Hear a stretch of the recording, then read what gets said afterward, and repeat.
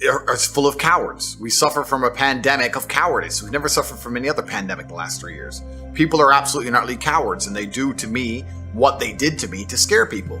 If you tell the average person you're going to lose contact with basically everyone you can speak to, you're not going to have a voice anymore, you're not going to have a bank account, you're not going to be able to make money online, you're not going to be able to move anywhere, you're not going to be able to transact, we're going to wreck you head to toe, the average person can't deal with that, right? On top of the fact that the average person is employed and they're scared of losing their job, scared of their employer. I'm in a unique situation because I'm extremely difficult to hurt. But the average person, as soon as you hurt their money, their life is over, right?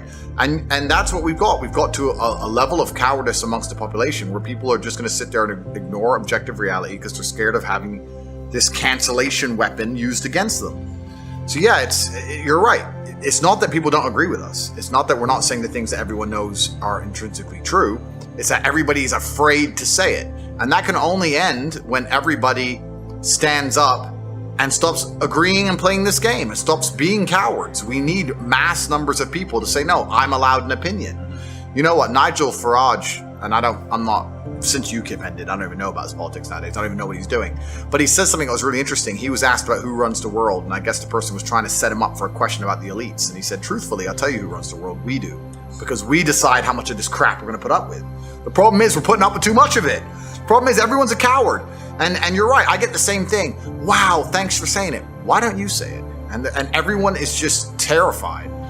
And it really is truly crazy because fear has always been the control mechanism of man. The worst things that have ever happened in any society or any civilization since the dawn of fucking records has been done under the name of fear. Get the population afraid. What did Goebbels say? The propaganda minister of the Third Reich. Once people are afraid, give them a common enemy, they'll do anything you want. The Nazis knew this. Everyone knows this, right? So it's a basic playbook, but I think it's also a larger issue. I think that things like making sure people are semi-depressed, making sure people are divided, making sure people are selfish, making sure people are self-obsessed, they're trying to destroy people's will to stand up and care about anyone other than themselves. And once you do that, couple in with the fact that if you start to care about others and genuinely care about the world, you'll ruin your own life. It just makes people shut up. These people can't think. These people cannot think. It's almost a sad realization when you wake up and understand that there's a large contingent of the world who cannot think. And when I say that, I don't mean that in some kind of, semi-sarcastic or I mean that literally. There are people who have a strong emotional reaction to subjects they completely don't understand. There are people out there who will stand up and say, I hate Andrew Tate. Why? I hate him.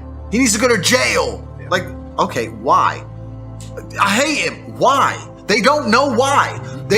Once the Matrix can program an emotional response into you, and you can't even logically, with your own words, explain why you have that emotional response, you're completely a slave mind. These people don't think about anything. They believe what they're told to believe. They're emotional about what they're told to be emotional about, the exact direction they're told to be. And that's what the Matrix wants. It wants to be able to say a name and tell the world to hate them without even giving a reason and just get what they want. These people are so far gone. These individuals who they cannot logically explain their own emotions are so far gone, it's ridiculous. As an adult, what you need to do is seriously analyze every strongly held belief you currently have and work out where it came from. Is it personal experience? Is it from somebody who I care about and who I trust?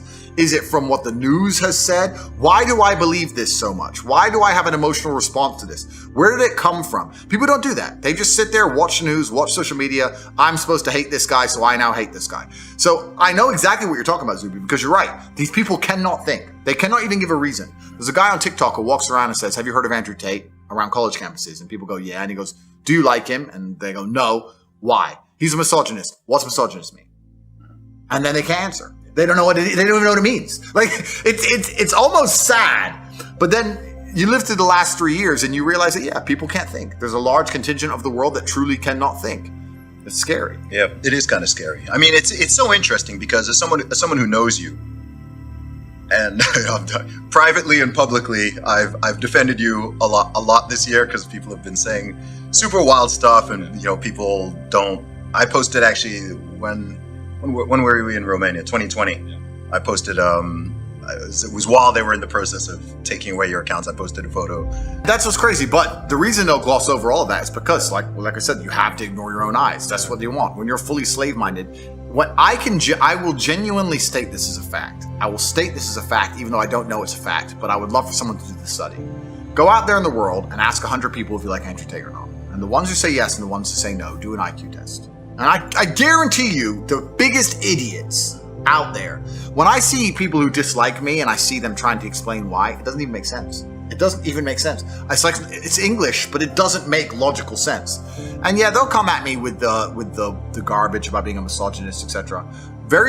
Not very often do people argue my points, because arguing my points is absolute destruction because they know they're wrong. So what they try and do is discredit my character. They say he's a bad person, he's a misogynist, he's done this, he's done that, he's evil. But what does he say that you disagree? What does he say that's wrong? Oh, but he's a bad person.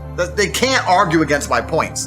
And the only reason they try and say I'm a bad person is because they're weaponizing virtue to try and find a way to attack me. They can't attack me logically because they know I'm right.